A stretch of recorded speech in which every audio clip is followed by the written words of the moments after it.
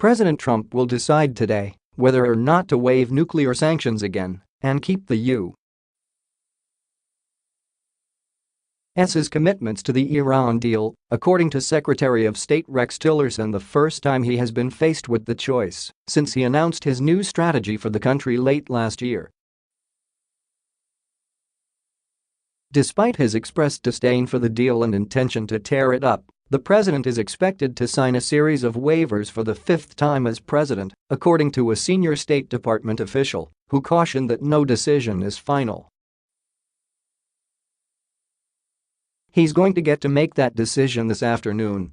We have a session scheduled with him over at the Oval Office today, Tillerson told reporters during a photo op at the State Department Thursday.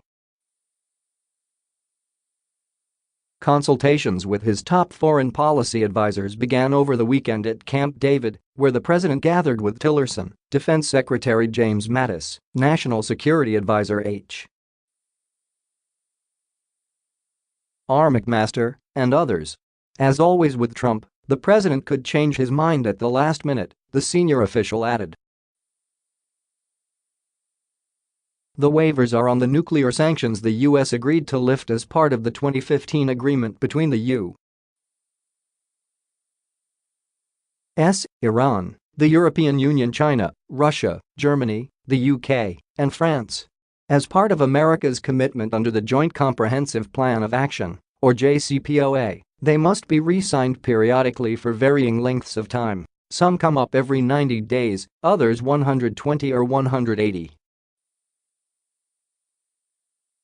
As is customary, the Secretary of State has been designated to sign the waivers, which, despite different upcoming deadlines, will be bundled together as one document.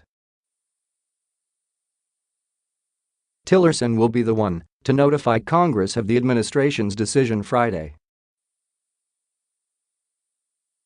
This isn't the first time Trump has had to waive sanctions and keep the Iran deal alive, but it will be the first time since he announced his new Iran strategy in October and threatened to terminate the deal unless Congress made some fixes.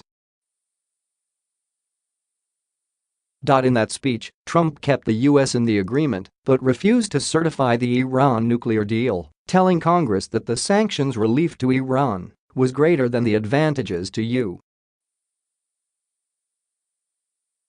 national security. After 3 months, Congress still has not proposed any changes to address the flaws Trump laid out, including addressing Iran's ballistic missile program, which the agreement does not cover, or extending certain limits on Iran's nuclear program that expire under the current agreement.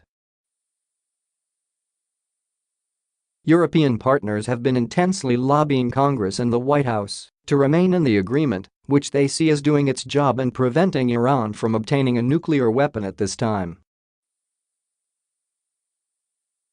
We could have had by now actually a nuclear-armed Iran, if not for the JCPOA, which would have added tremendously to the instability in the Middle East, said Angela Kane, a German diplomat who served as the United Nations High Representative for Disarmament Affairs and a member of a delegation of retired European diplomats in Washington to meet with members of Congress and administration officials.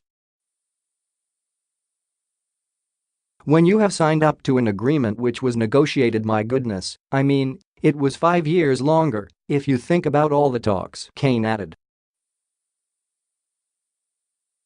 Now to say, we would like to have a change, or we need to look at it again. It would be a very hard case to make.